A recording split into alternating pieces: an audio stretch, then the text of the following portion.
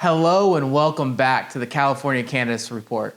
We have another exciting episode for you today. We go back up to Mendocino County, but this time we interview Michael Katz. He's the executive director of the Mendocino Cannabis Alliance.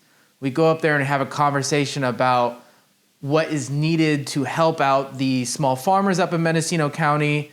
We talk about a little bit of the progress that has been made, a little bit of what needs to be done in the future, and what the Alliance and the small farmers up there are doing to further protect their interests and continue the legacy of the Emerald Triangle. It's an exciting episode, a lot of good information coming your way.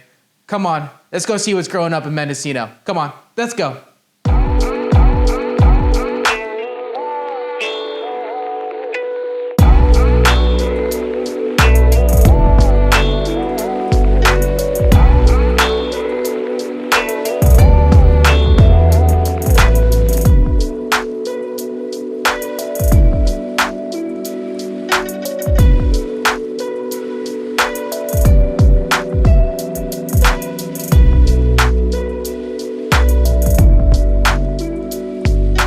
Welcome, beautiful Mendocino County. I'm here with Michael Katz from Mendocino Cannabis Alliance. Michael, thank you for having me here. Thanks for having me here. We're at your beautiful house and beautiful backyard. Again, I love Mendocino County. Any excuse I can have to come up here, and I appreciate the excuse. Yeah, of course. Well, I feel the same way. I moved up here, so now I just go home and I'm here. That's great. And so, yeah, you moved up here. So give some people some background on you, where you're from, and what you do up here right now. Sure. Well, so I'm originally from the great state of New Jersey, born and raised. And then I went to college outside of Massachusetts. In Massachusetts, outside of Boston. And then I moved out to Los Angeles in 2000. And I began working in the entertainment industry. And so I started off primarily doing live action production for music videos and commercials, and then transitioned into kind of branding and post-production and marketing, and really, developing branded content for some of the largest consumer-facing brands in the world.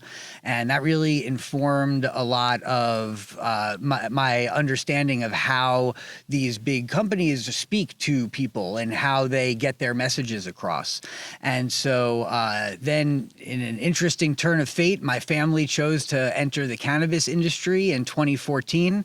And while our sights were initially set on Florida, because that's where my family is from, and they operate businesses in the home healthcare industry there, in 2014, the Florida cannabis medical referendum, or whatever it was, failed.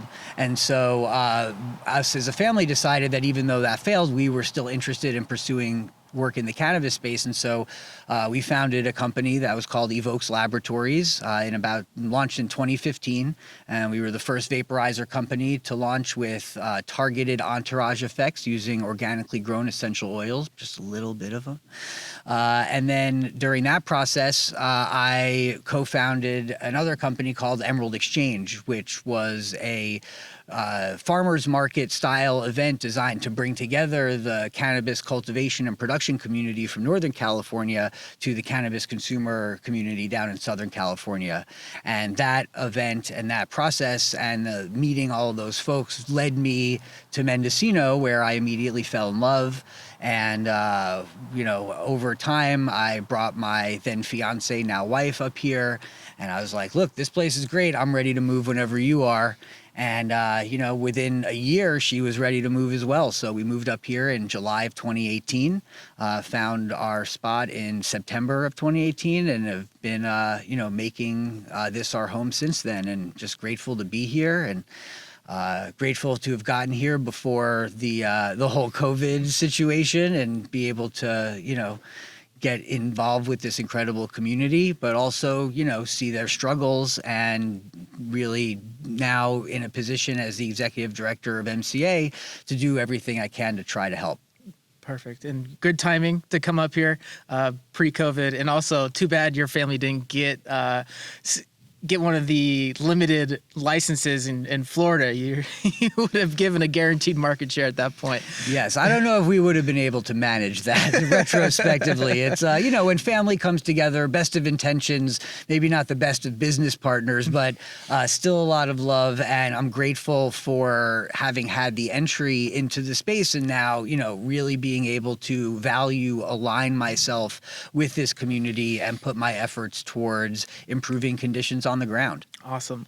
And so you ran the vape company in 2014, correct? And so did you have any issues with enforcement issues while you're doing that in the early times of the cannabis industry? Did you have any run-ins with them? No, we were very fortunate. And, I'm not going to deny, I'm sure that this has a lot to do with my white skin and my white privilege.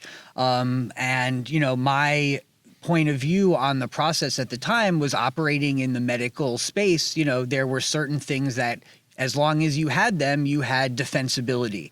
And so cannabis, I think a lot of things, but specifically cannabis is about risk tolerance, and what are you willing to risk at what point? And so obviously there are the folks who have been doing this for generations who have been willing to risk everything.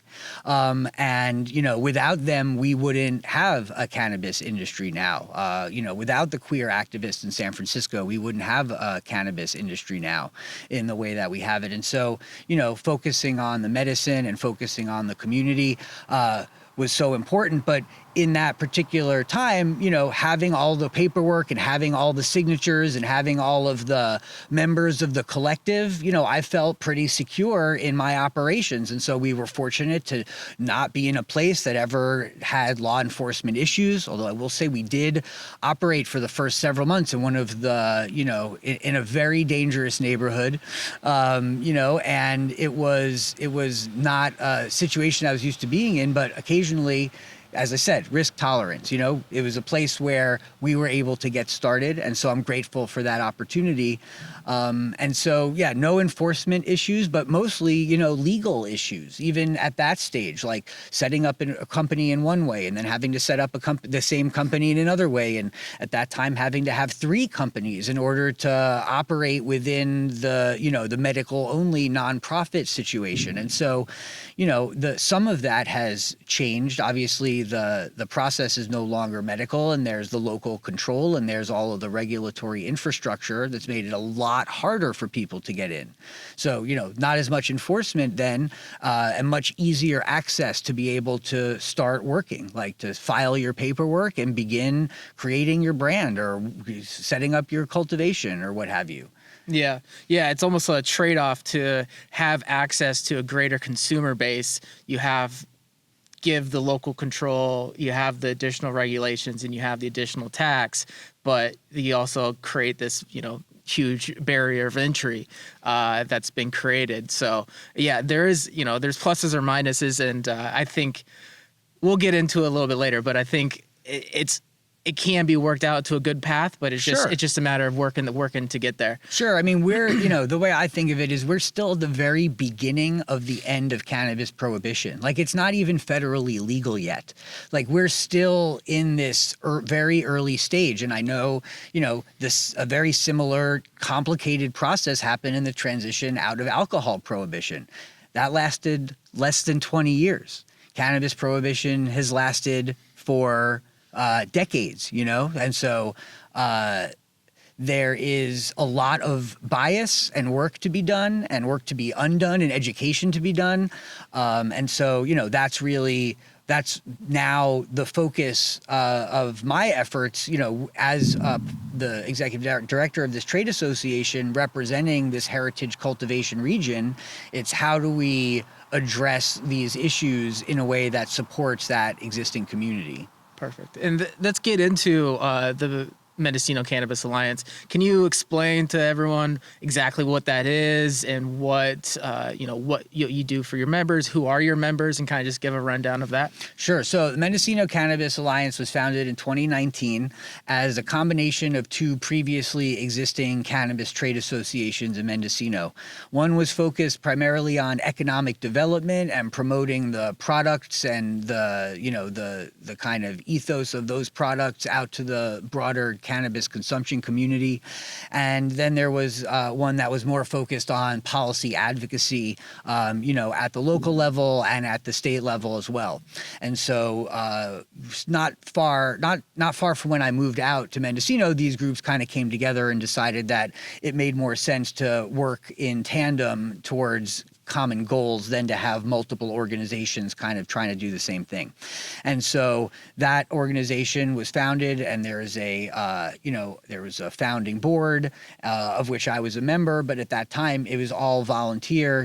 We have had some incredible people from this community volunteer their time, effort, and energy to create this infrastructure for an organization that can then support and advocate on behalf of its members. And so our members, we have over 130 at this time, and the vast majority of them are licensed small cannabis businesses from right here in Mendocino.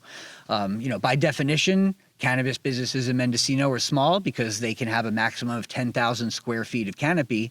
But, the ethos is also, for the most part, a small ethos. There has been a lot of conversation in the county over the last year, for sure, as policies are developed over expansion. And some folks in the community advocated for 10% expansion or up to 10% of a parcel. Some folks were advocating for no expansion. Some folks are advocating for 22,000 square feet. Some folks were advocating for an acre. So there's all kinds of different perspectives on this. And we as an organization during the policy development made a series of compromises to foment a coming together of different sides of the conversation. And what ultimately happened was that coming together didn't really happen. And the Board of Supervisors chose to adopt an ordinance that kind of promoted this massive expansion, both in canopy and in zoning throughout the county, without doing any kind of environmental review. And despite hundreds and hundreds and hundreds and hundreds and hundreds of comments from the community, and despite constant efforts and advocacy on behalf of many parts of the industry, not the entire industry, but many parts to, take a balanced approach and go step by step with this expansion.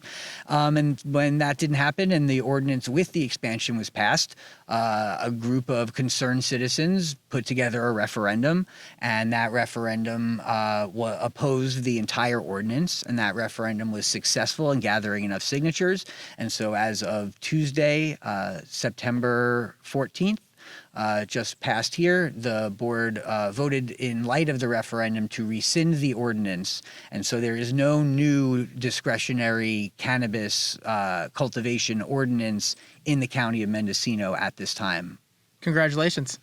It's a mixed bag. Yeah. Well, it seems like you stop the quick expansion of cultivation and cannabis companies up here, which would be to the detriment of a lot of these small farmers. Yeah, definitely the expansion question was answered loud and clear by the community and now by the board adopting that. There is to be no cannabis canopy or zoning expansion in Mendocino without a full environmental review. And I also want to make clear that even the proponents of the referendum are not opposed explicitly to any expansion. They are open to reasonable expansion at a reasonable rate based on information that would be gathered during an environmental review for a new ordinance. Yeah. But so with the positive of having that specter removed and understanding that there's still open debate about what level of expansion would be desired by the community. What we also lost was this discretionary component of the new ordinance that would have enabled existing operators who find that they, for lack of a better word, because they can't condition their permit in the existing ordinance. If they find that out, now there isn't an existing ordinance that they can transition into that has that ability to condition. So with that setup, we now as a community have to address this need and make sure that there is that discretionary process so conditioning can happen as soon as these operators find out that they need it. Yeah. Is there been policy work or policy talk about getting that going? I know they've just rescinded the ordinance, but there have been talks on the side about getting that side ordinance going? Oh, certainly. No, there have been talks about it. Unfortunately, the talk that we hear from the vast majority of the board, and certainly not all of the board, Supervisor John Haschak has been very vocal about his desire to continue working on these issues, through a standing committee. But the board indicated not long ago that they were not interested in having a standing committee to deal with these continuing issues that need to be addressed. And so we still believe that is, not the best decision. And we are continuing to encourage the board and our community to reach out to their supervisors and, educate on the need to have a more focused approach to the cannabis community and the regulatory structure in Mendocino, especially considering the fact that this new ordinance was just rescinded. Yeah, and is there, do they have any reasoning behind their, denial of having a committee? There were some comments that the program, as it's operating now, should be left to operate and to see how it plays out. There was some comment that in a standing committee, all voices might not be heard, but they would be at the board level, which, the standing committee has publicly noticed meetings and all people are invited to participate. So I don't see that concern as being a real concern in terms of why they wouldn't want to do it. I honestly think that there's a lot of fatigue at the board level related to cannabis. Obviously, they intended the ordinance to go through. 4 of the 5 of them voted for it. And when it was rebuffed, it's been indicated that there's not much of an appetite to keep going down this path. And unfortunately, our small businesses don't have the luxury of not continuing down that path. There are still lots of questions that need to be answered. And ultimately, this group of people, at least the ones who are in the program now, were told, if you come into this program and sign up and pay your taxes and fill out these forms and do what you're supposed to do, what we tell you to do, you're going to be able to continue to do this legally. And so now the entire system has an obligation to make that so. And while there are issues at the state level that need to be addressed, another thing that the standing committee could be working on, we have to also address the issues at the local level. Yeah, and I feel like the fatigue, that standing committee would actually benefit the fatigue for the board because they wouldn't have to address every single issue, all the time. And I think for the constituents, it would actually be nice to see, the state just puts aside $18 million for the county to kind of facilitate the cannabis licensing and permitting process. A paid for standing committee seems like a good use for that right now because there's so many issues. Well, that's another great point. That money is not in our bank account yet. That money has been identified as being able to assist in these issues, but the cannabis program needs to apply for those funds. And we would like to see stakeholder input about what those funds should be applied for, what the folks on the ground actually need to address their issues. And in combination with hiring more support for the cannabis program, which we've supported, historically. And so, another thing that the committee could be dealing with is gathering that information, because the cannabis program right now, is supremely overloaded, severely understaffed.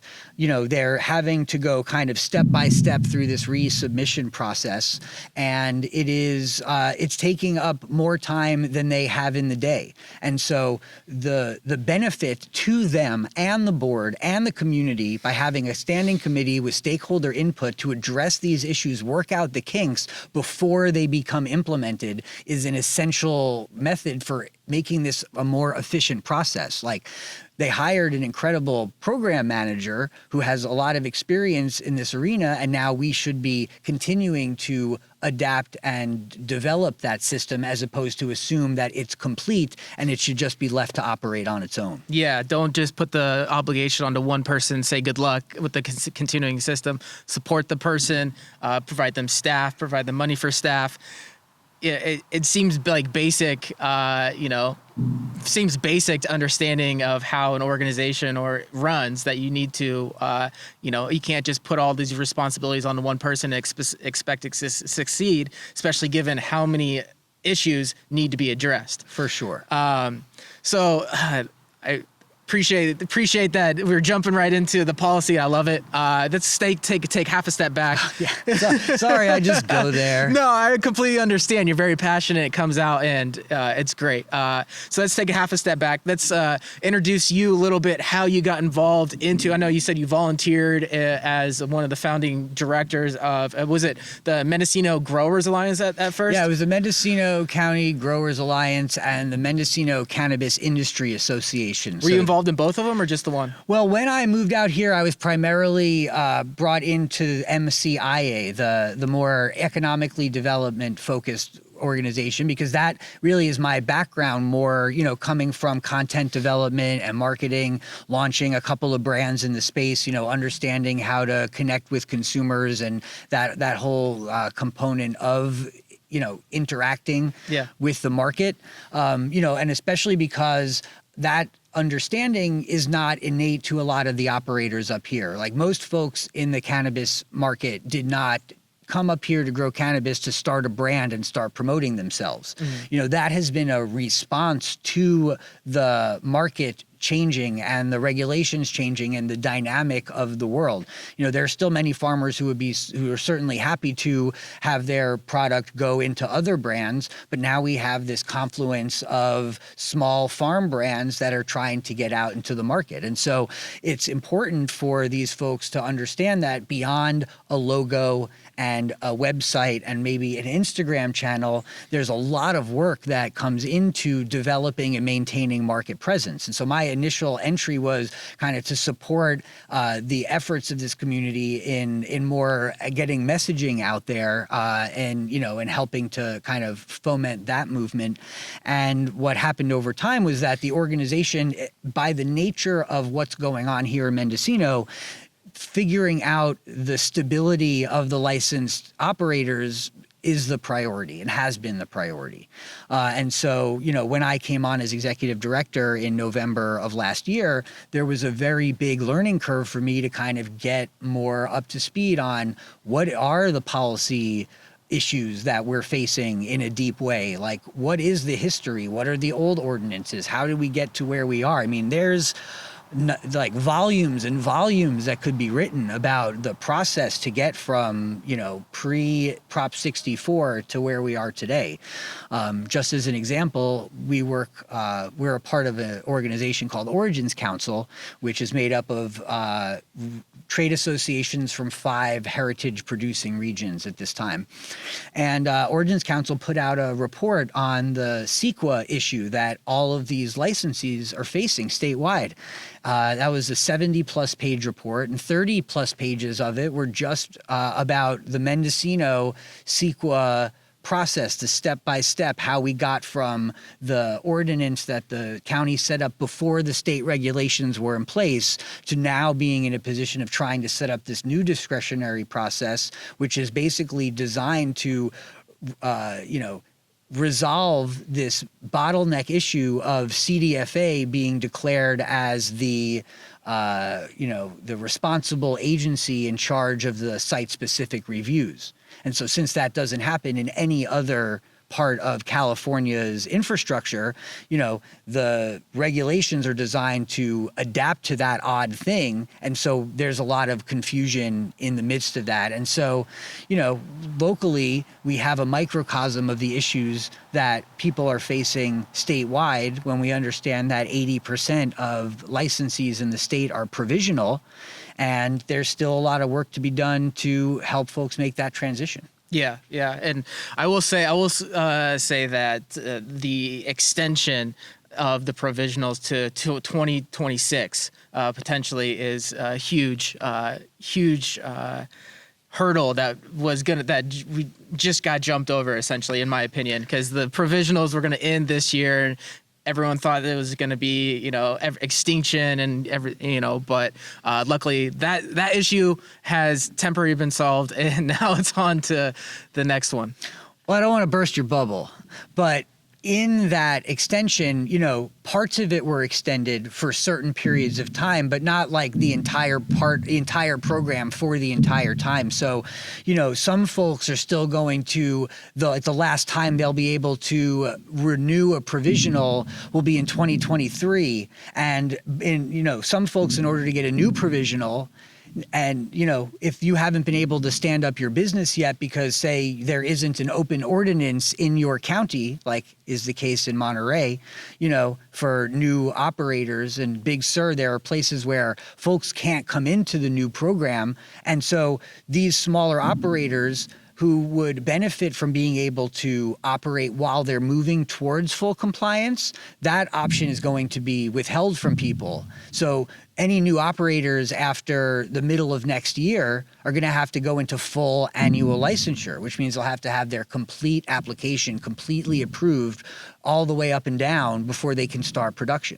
And so, that benefits, or at least it doesn't hurt large businesses that are well capitalized as much, but it certainly hurts smaller operators who are trying to maintain their homestead farms.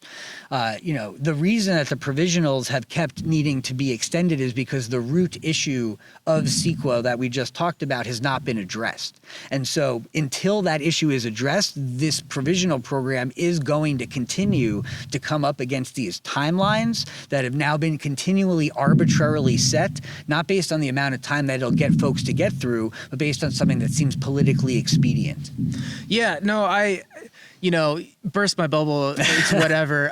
But I always like to think on the bright side of things. I don't like to think, what if, and then this is going to be a negative in a year or two. I don't like to think along those terms, because throughout the passage of Prop 64, there have been these extinction events that everyone's always been worried about, and how it's going to wipe out the entire industry. And, everyone's going to play Chicken Little, the sky's falling. And then somehow miraculously something happens, something changes, and the industry is able to continue. Small businesses, it's trust me, I understand that it's very difficult for small businesses, and that doesn't make it easy to look at the bright side of things. But we have seen these hurdles come and go, and there have been policies changes last minute. I understand that's horrendous. That's not the way to do it. That's a horrible way to live. I understand that, but that's how I look at things. And the bright side of things is that if you look at the money that's being produced for the state, for the local counties, for the and the cities, it's in their best interest to keep these businesses going, to let these businesses open up, and because they are generating enormous amounts of tax revenue. And so if you look along those lines, they're not gonna see, like, just because a number is written on a paper, they're not like, okay, you guys are all done, and we're gonna get rid of this tax revenue. They're gonna, even if it's last minute, because they're gonna be forced to do this, I see them continuing adapting as well. Sure. And I mean, I'd like to see that. I'd like to see a more strategic approach than have to keep coming against those deadlines. And, that could happen by bringing in more input from the on the ground operators, both at the administration level through the DCC and at the local level. But I think my point in that is that we can never stop working as a community to make sure that these issues are ultimately resolved in the long term, because as soon as we feel complacent, as soon as we say, okay, well, that's taken care of, some of these things are not ultimately taken care of. They are just kind of stopgap measures. And so, it's important to, take the victories, have understand those wins, because, Lord knows there are so few of them, and keep working to make sure that that's not the end of the conversation. Yeah. And, don't misread me. I'm not saying be complacent. Oh, of course. But just for an example, you mentioned that places aren't open and people aren't going to be able to get their license. So you extend the provisional. Then the next fight is to opening up additional local jurisdictions, opening up cities and counties, force them to open up, and then that way they have time to open up, and Sure. So what I'm saying is there are other answers and so like I mentioned, I just like to always look at the positive things and not just say, oh, everything sucks and everything you guys do is never going to work. Oh no, it has to work. I mean, ultimately, and that's why we keep doing it. But what I'm saying is when there is a win, be excited about the win, and then look what else needs to change to make that win a bigger win. Because they're giving you wiggles, and so find another crack, break through that crack, and if you can establish a series of cracks, then you have a gaping hole. That's an excellent analogy. I'm going to go from the crack to the hole. I'll run that by the messaging department. So we've talked a lot about the policy advocacy that the MCA does. Is there any, other than fighting for policy for the members and membership directories, what else does the association do for the members, and how do the members interact with the association? Can you kind of give us a rundown of that Sure. synergy? Well, certainly we are the advocacy arm of our members. So our members know that, when there are questions about anything that are going on locally or at the state, that they can count on us being up to date and advocating on their behalf. Beyond that, our focus has recently shifted in internal conversations to, in addition to the policy, which has obviously been so important, how can we address the economic needs of our community, which are so substantial right now? And so, in fact, we're having internal conversations and opening them up to the broader membership about how can we address as a community the lack of access to market. Because, even with a robust 2 dispensary plan, like a plan to work with all the dispensaries in the state, even if you were working with 500 dispensaries in the state, the logistics and operational elements for getting small batch product to many dispensaries is challenging. And so ultimately the consumers don't have access to these products. There's not enough retail, and there are 70% of the localities in California still have bans. And so, something that we are trying to address is how do we create a system that will enable our producers to see as much of a return as possible. Because what we're seeing right now, for example, in the market is that the consumers are paying the same prices in the market for the most part that they were paying a year or two ago, yet the prices for producers have come down dramatically in the past several months. And, that can be traced to large oversupply in the state, which can be tied directly to the removal of the 1 acre cap in the emergency regulations of 2017. And, and so how do we shift that narrative and enable consumers to purchase products based on their values, which we know that they do. We know for a fact that people, especially millennials, will buy something, they're more likely to buy something based on their morals than based on anything else. And so potentially, except for cost, obviously. Cost is big. And so, but being able to take the value proposition of this community and offer it directly to folks, in concert with how they're used to getting other products is essential. And so the retail bottleneck is something that we're evaluating, and, providing more of a pathway to the market for our members. Perfect. Yeah, and I actually just had I was just on a podcast with the Cannabis Business Times, and I was talking about the exact same issue. Because my opinion is that California, the lack of retail in California is incredibly it's almost insulting to be a Californian in the cannabis industry. There's under 1,000 storefronts. There's under 1,000 delivery only. So there's under 2,000 in the entire state of retailers, and and so, like you're saying, access to the consumers, getting the small batch products to those shelves, those limited shelves, is very difficult because you also have to think who owns those retails. That's a lot of those big vertically integrated brands that have their own flower, their own concentrate, have deals with all the other big brands, and so you don't see those craft shops, like you do with liquors or craft beer stores all over, like every single corner in California. Sure. You don't see those.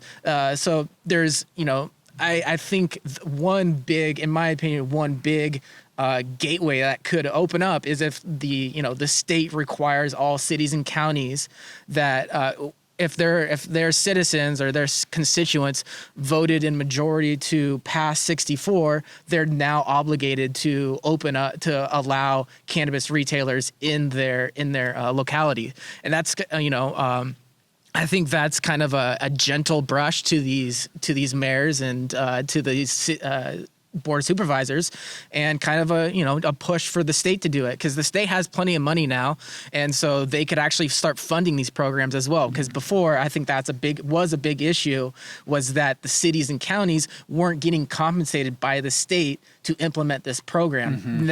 And that's why we saw all these outrageous fees and these outrageous taxes, is because the cities are looking, how are we going to pay for all this? And I feel like that's a big issue with Mendocino as well, especially at the beginning. And so if the state, with all the money they're generating, by the way, in the first 2 quarters of 2021, California has generated, I think it's over $600 million in tax revenue from cannabis alone. And so it has the money to do this. It's just a matter of doing it. And I think from what you're saying, because I agree, access to the consumer, in addition to education will come, but just even if the consumer's educated, how are they going to find it? They may have like 2 stores down in Southern California that they're on shelves. It should be 2 stores in almost every single city. Sure. Yeah, no, I think that's part of the conversation we're having is, the retail market is bottlenecked, not just in terms of the small number of shops, but also in terms of the ability of any specific community to control their destiny in the market. Like our community, our members are struggling to keep their businesses that they are their cannabis cultivation businesses and their homestead farms afloat throughout all of this regulatory confusion. And so, at the same time, it could be nearly impossible to then go beyond that and say, okay, we need to combine our resources to set up our retail presence in Southern California where the larger markets are. But that's something that basically needs to happen, and we look at the state level, there's this cannabis cooperative idea that's built into the regs that is incredibly limiting, like shockingly limiting. I mean, like just to lay out to the folks watching, if you want to create a cannabis cooperative in California, you're limited to having one cannabis license. So you can only have one type of cannabis cultivation, and the cooperative is limited to growing no more than 4 acres of canopy. Whereas in some of these counties that have not banned cannabis, you can stack an unlimited number of small licenses and have 80 acres for one business. So the equity component of the letter of the law is such that that itself is a barrier to entry. And so how can we as a community come together despite the limitations in the laws with our values and our morals and our cooperative ethos, and take that and turn that into something that consumers can support, that patients can get access to, and give them a choice? Because right now that choice is not with them. And in giving them that choice, then that choice needs to be supported with marketing and education and messaging to the public that choice is available to them and they will make it. And so that's where, my head is at, and what I would like us to see more of our community coming together and figuring out how to pool our limited resources. But when you pool a lot of limited resources, you have a lot. Yeah. Yeah. It could add up if everyone, and also, getting everyone on the same page is very difficult as well. And I agree with you that limited collective, cannabis collective in the cooperative, in the regs or in the law in Senate Bill 94 is ridiculous. And it, like you were mentioning, I was just thinking that there was a publicly traded cannabis cultivation company in Southern California or Central California that just opened up a 5.5 acre indoor greenhouse. And so exactly the equity and the implementation of what was passed is not what was written. And it goes also to the messaging and the languaging and the words that we use, because we see some of these companies that have acres and acres and acres of greenhouses using words like craft cannabis and kind of co-opting this idea that just because something's from California, you can sell it to a consumer as craft. And so it's important for the community to rally around some of these protections, like with the appellations that the Origins Council is working so diligently on, and that so many folks understand is a pathway to really more valuable products that are unique in the world.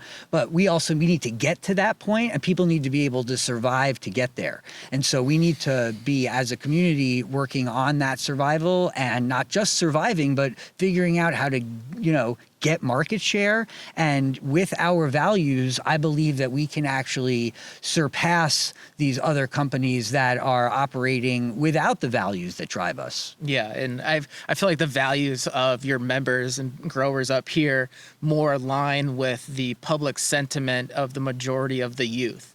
And so I think that's a good place to be. It's just a matter of, like you said, get the market share, get the information out, get marketing and everything. But I agree. I think the values are up here. And then the more I meet people, the more that becomes solidified. And I'd like to go back a little bit. You mentioned you were talking about the prices, and I'd like to go into that a little bit. Because I agree with you. I haven't, you go to a dispensary, it's been the same price. Probably the bottom, the cheapest you'll see an eighth is $35 before tax, and that hasn't changed. But the prices up here have significantly decreased. I've heard $200 to $500 for outdoor per pound. And so where are you hearing, where's that disconnect? If, because the prices have been dropping year by year. It's not just this, it's a significant drop this year, but the price has changed for consumer. Where do you think that disconnect is? How do you think and what's the sentiment that you hear from your members about the price of the pound? Sure. Well, I mean, it's definitely a concern for folks, and there are some who say that the nature of the market, the more the product is commoditized and the more legal it becomes, the more the cost of production will go down, and that's true.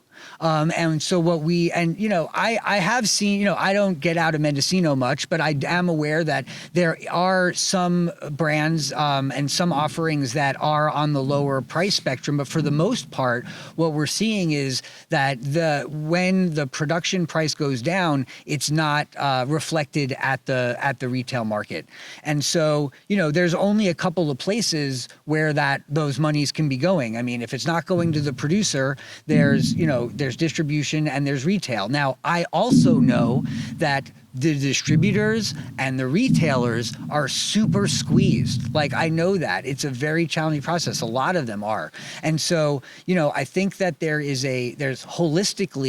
an issue with the way that this system is operating. And one of the primary ways to resolve it is to enable producers to sell directly to consumers. The direct sales, in the way that someone grows tomatoes on their farm, they can go to a farmer's market and then sell their tomatoes for what someone would buy it at the store. The farmer retains all that value, all the value of their product. And so we want to see that being able to happen more. And so whether that be in, like we were talking about, cooperatively developed consumer-facing platforms, or I don't know, I just lost my train of thought. I had just had a thought, and I'd have to take a look at the regs, but So there's cannabis events. Cannabis can be sold at cannabis events, and so you can get an event license. And so in that event, to be able to get the cannabis to those events, you need a distributor. And you need a retailer to sell it. And you need a retailer. So you need one retailer and a distributor. So if you have a distribution and a retail license, you can then create a licensed farmers market. Sure, absolutely. And those, we're grateful to the Mendocino Producers Guild, which recently put on a cannabis farmers market. There was another one scheduled for just this weekend, but due to COVID, it's been postponed. But ultimately, those types of scenarios are where, when you have like-minded partners, you can provide more value to the producer. And so, the reality is that that's not a problem here in Mendocino, where we have like-minded folks working together. It's developing those partnerships in other areas where, folks buy organic food, but they don't necessarily know that they have organic style options available for cannabis that are coming from small cultivators on a farm, as opposed to a warehouse in Long Beach. And that's all part of the education that has to happen. But the pounds issue that would be less of a concern if folks could have that direct-to-consumer avenue. Big picture, I think we've seen this happen in Canada, like these giant companies that come in and make these projections based on, unrealistic market sizes, and, we can move all of this biomass per week or whatever. It's like, just because they can doesn't mean that that's going to happen and that there's going to be a market for it, and that if you have 70% of the state unlicensed and unable to have retail, like, where is all that going to go? So, it's a classic overproduction problem. We saw it in hemp. It's like people in the capitalist system are not designed to moderate their behavior. It's just not how venture capital works. Scale quickly, inefficiently, but just do it. And then by proving that we can do it, someone else will come in and give us more money. And what our community is trying to do is stabilize their lives, not lose their homes.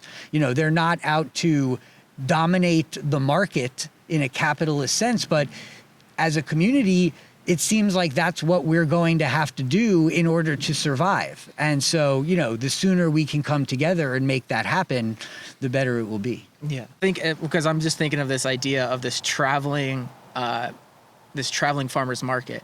So you pack up a distro van, and you just take it down, or distro truck essentially, and you take it down with all the caravan essentially into all these cities. Yes. And so that's a possibility. Oh, absolutely. Yeah. And I mean, and so that's the thing, like, a lot of it is bandwidth. It's like there's so much possibility, and people have tried in different ways to do some of these things differently, like but part of the issue, I think, has been that historically, when there have been efforts to kind of communitize this process, there's still one owner, or a company that owns everything. And so I think that there's an opportunity for a co-ownership model where it really, all of the value is designed to go back to the producers and not be extracted. Costs are cost. It's going to cost something to get product in someone's hands. There's fulfillment, there's travel, there's all these things. But when those costs break down, and they're taken care of, how can we get as much of that value back to the hands of the producer? Yeah.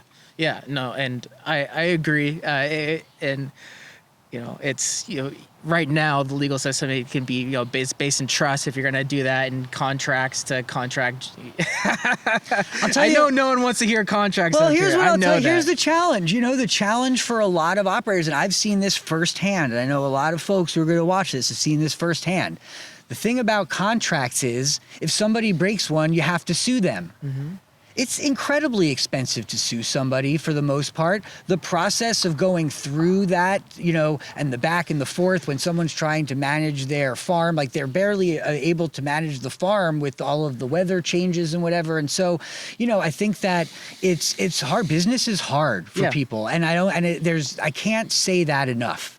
Like, business is not designed to be easy. It's not designed to be accessible. It's designed to be really hard and to keep people out and to crush those who enter if you don't do everything perfectly. I mean, it's not designed to be flexible.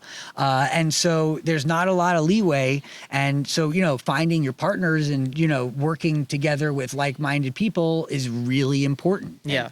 Yeah. And just my attorney and me, for the contracts, that's why you have ADR clauses to force mediation, and then arbitration significantly lowers the cost of any sort of litigation or potential litigation. Because if everyone's obligated to go to mediation's a fraction of the cost. There's no discovery. You go in, you talk to an ex-judge, and they decide, essentially. Listen to the lawyer. And so I kind of want to go more of a macro view now, just for a little bit. And what is your thought of cannabis culture in general, and what do you think the regulated market has done to the culture? Has it hurt the culture, helped the culture, expand the culture? What are your thoughts on cannabis culture in the whole? We're tired. People are tired. Cannabis culture is still alive, but it's been through the ringer. I think for many folks who are consumers, who are not involved in the making of the sausage, so to speak, there's a lot of positive things that have come out of this legalization. We're regulated. This isn't legal. If it was legal, it'd be at the gas station. And one day it will be. But right now we're just very heavily regulated, and we're in a patchwork of post-prohibitionist bias and, poorly developed regulatory systems. So the culture is fighting tooth and nail to stay alive. And, part of the policy issue and why MCA and other groups have had to focus on policy is that if the policies aren't there, if the land use isn't there, if some of these things that are so outside of what you consider to be cannabis culture, then the people who started this movement will be removed from the licensed market. They will not be able to legally sell the cannabis that they grow to a legal cannabis consumer. And ultimately, that is the goal, is for, people who are cultivating here, who have been doing this for generations, are able to share their product that never should have been illegal with anybody who wants it, anywhere. That's the ultimate goal. To get to that point is outrageous, what we are going through as a community. And so I think that the culture is strong and resilient. The cannabis plant itself thrives under stress. So, we're in the process of undergoing amazing pressure right now as a community. And, pressure also creates diamonds. Diamonds also don't have any inherent value, but someone can take cannabis that's grown by one of our members who cares about it and vibrates with it and puts care and love into it and directly experience that when they consume it. That's real. And that's something that can be shared. And so, I have no doubt that the cannabis culture will survive and shift and adapt as it has for generations. But, my hope is that the people who've been driving the cannabis producing that part of the culture are protected and supported and enabled to thrive. Yeah. No, I agree. The people who have got us to this point need to be protected and brought along with the growth. We've already talked about several things that could be done. What do you think, in your opinion, is there one that is the most important that should be addressed now that would help the farmers up here? Locally or at the state level? Do locally, then the state. One thing. Well, locally right now, that's easy.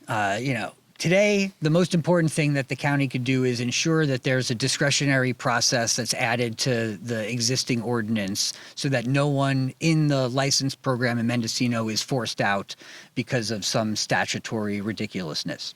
That's the number one thing that they can do today. The number two thing that they can do is, set up, in conjunction with that, is setting up the standing committee and working with the stakeholders locally to develop a new ordinance that would have full environmental review and enable appropriate expansion. And, based on the realities of the information on the ground, not during a drought emergency year, make things easier for folks to set up water storage and ponds and all of these things, support the development of the community. I think it's really, really important to point out that in the midst of this water crisis right now, the county acted decisively and strongly to subsidize trucked water deliveries for businesses on the coast of Mendocino. There have been conversations that have happened related to cannabis where the board has said in a drought emergency, it wouldn't even be appropriate for a cannabis consumer to be able to purchase their own trucked water. So understanding that there's still a long way to go and that we are an integral part of this community, and identifying those issues and creating parity among our local businesses and supporting them all equally, because this is an incredibly challenging climate. And with the county's support, we can produce more value for the entire community. More people in compliance equals more neighborhood protections and more environmental protections. You can't just ban something and then think it's going to go away. Obviously, there's a huge problem with unlicensed cultivation here. We have a chance as a community to try to still bring in that unlicensed cultivation, as much of it as possible, that is willing to be good stewards and willing to be partners and work to improve the land and, and help the smaller homesteads survive. So the county has a big opportunity right now to support the existing infrastructure, regardless of the size of their canopy. Their size of the canopy is the size of the canopy. That's it. Let's support them in that today. Right now, we know what we have to do. Yeah. What the state could do, I'd say that there are several things, but, one of them related to the license question is, Origins Council has put out recommendations calling for bioregional environmental reports and, ministerial permit processes in those bioregions to basically create a program that these areas can just tap into, so they don't have to start from scratch and figure it all out on their own. These counties were never designed to be able to manage this level of complication. Each 10,000 square foot garden in Mendocino is treated the same as a shopping mall in downtown Los Angeles. There's just no correlation between reality and the regulatory process on the ground. So work with us to improve that locally and at the state level. The state, so they can do those sort of things. They could also, one huge thing, cannabis is agriculture. It's an agricultural crop, provide the same protections and support to cannabis cultivators that you provide to tomato farmers, that you provide to ranchers.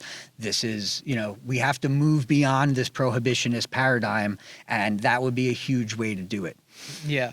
No, I agree. The state really kind of took a hands-on but hands-off approach when it comes out to the rollout, I believe. They had created all these regulations and they said, all right, local governments, good luck. Yeah, and we're a prime example of how that can go wrong.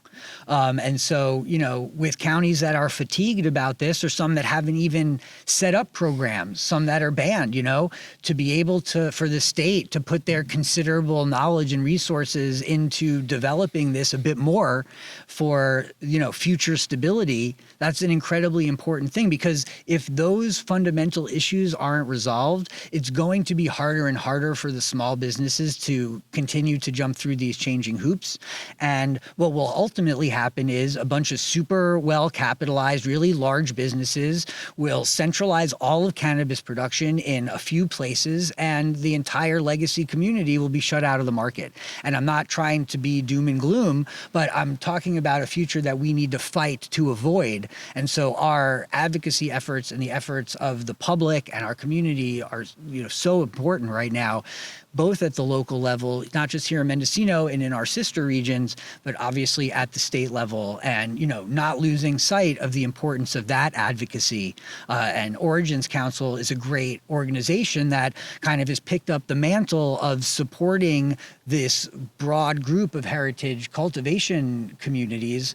And obviously HCGA is a leader in that regard as well. And so, we as a community get to come together right now and continue to address these issues, because we're not done. The game is not over. We're still in the first inning. I was gonna say this is the beginning. I know you guys aren't trying to be doom and gloom, and I really appreciate the message that you guys are advocates are pushing out there, because I don't want to see big cannabis take over California cannabis, because California cannabis, as everyone knows, it's the best. It's the best because of the heritage growers, because these small farmers, because these growers in the mountains doing no-till, doing regenerative grows, outdoor grows.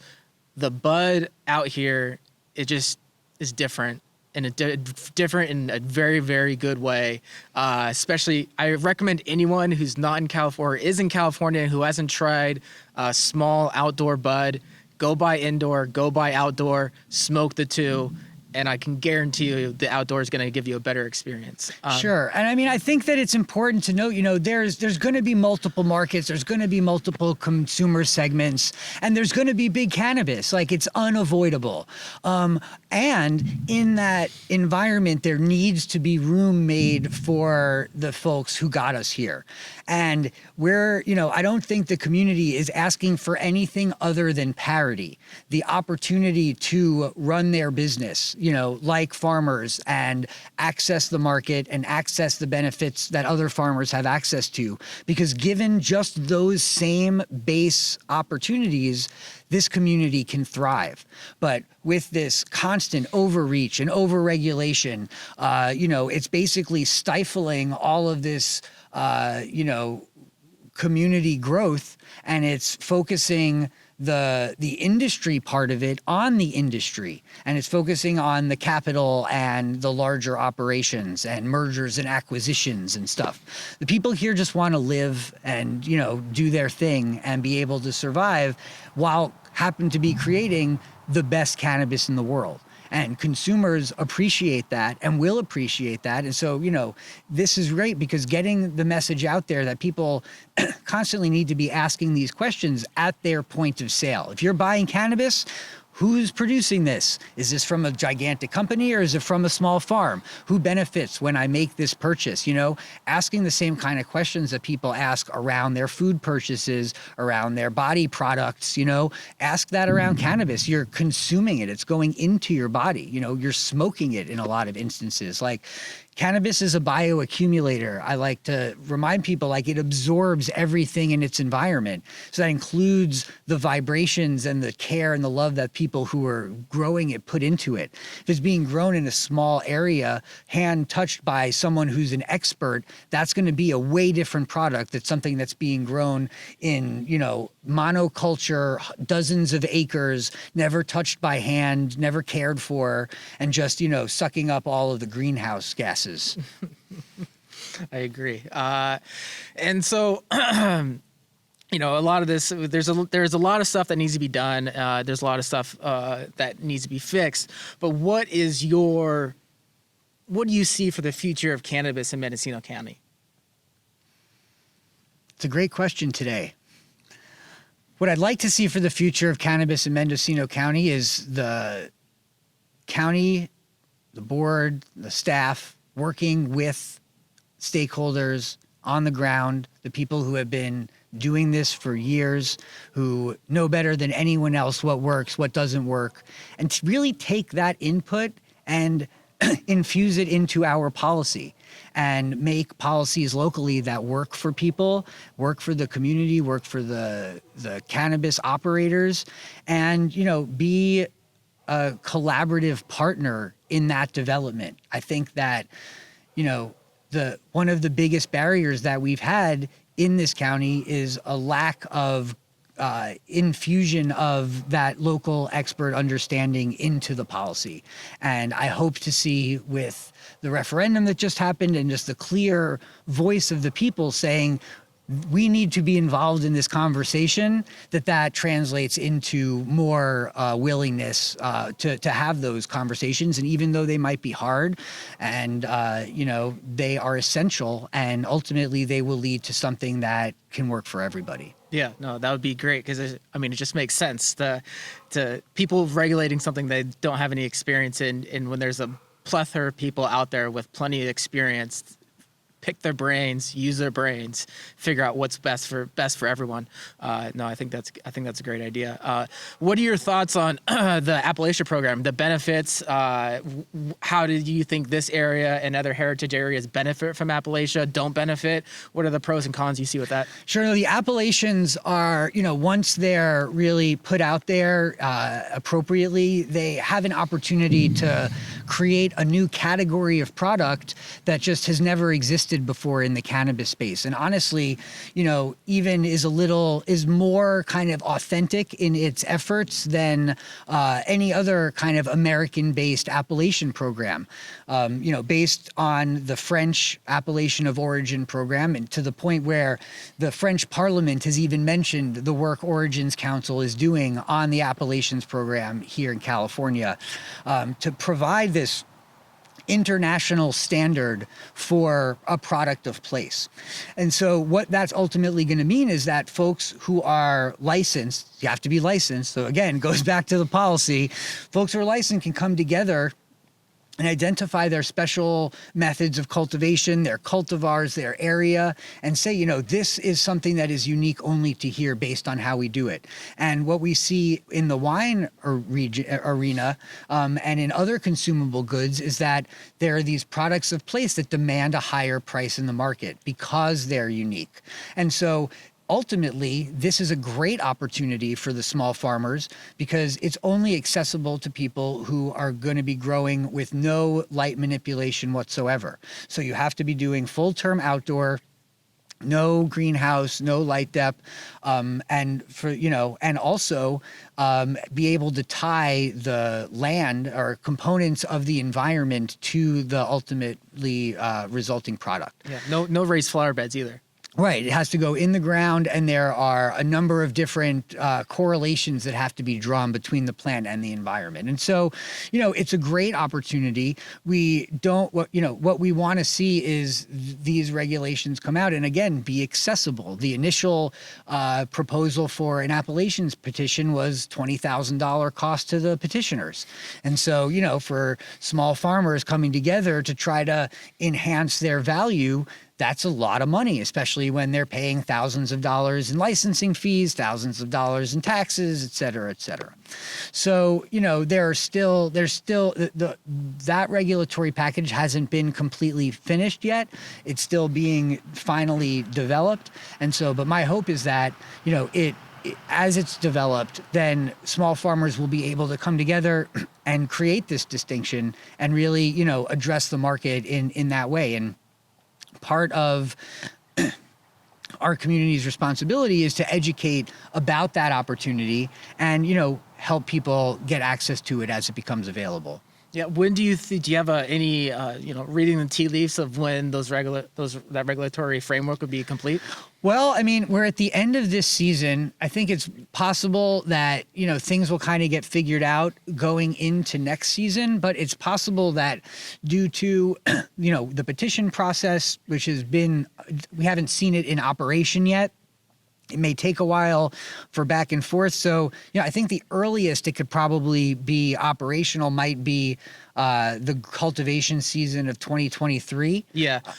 But you think the regulatory, the regulations will be finalized by the end of this year, early next year? Yeah, I think they'll be finalized for people to start wrapping their heads around it, before maybe folks can actually go through the process and consider their area or their cultivation under an appellation. Because right now, just for everyone's clarity, there are no appellations.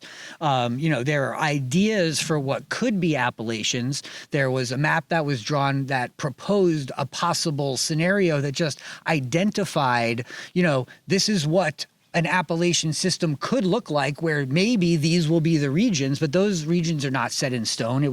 It's a proof of concept, and so it's really going to be up to the individual communities to get consensus locally within those groups. Is it this ridge? Is it this valley? Is it this valley and then there's a sub one that's this ridge? Like, how does that all work? That's going to take a while before it actually gets implemented.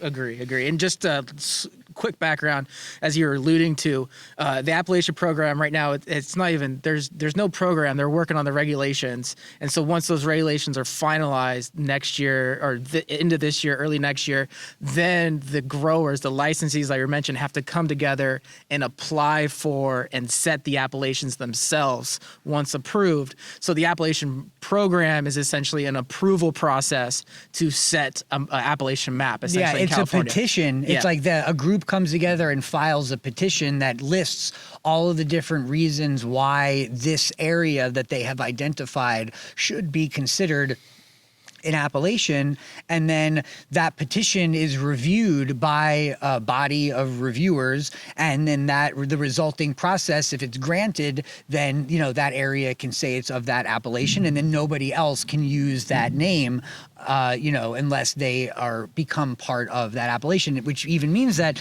there might be some folks who are in an area who don't subscribe to an appellation that's set, that can't use that appellation name but are still cultivating in their region. Mm-hmm. So, the intricacies of how this will play out are still as yet undetermined with a lot of this stuff. This is the first cannabis appellations program in the world. So, we're going to see what happens once it comes out and, deal with it as we can. Well, you guys have practice, I can tell you that. It's not our first rodeo. Yeah. Well, this has been great. And is there anything else that we haven't discussed that you want to talk about, or something you want to tell everyone? Is there anything else you want to say? Well, I would just encourage folks to get involved with your local cannabis trade associations.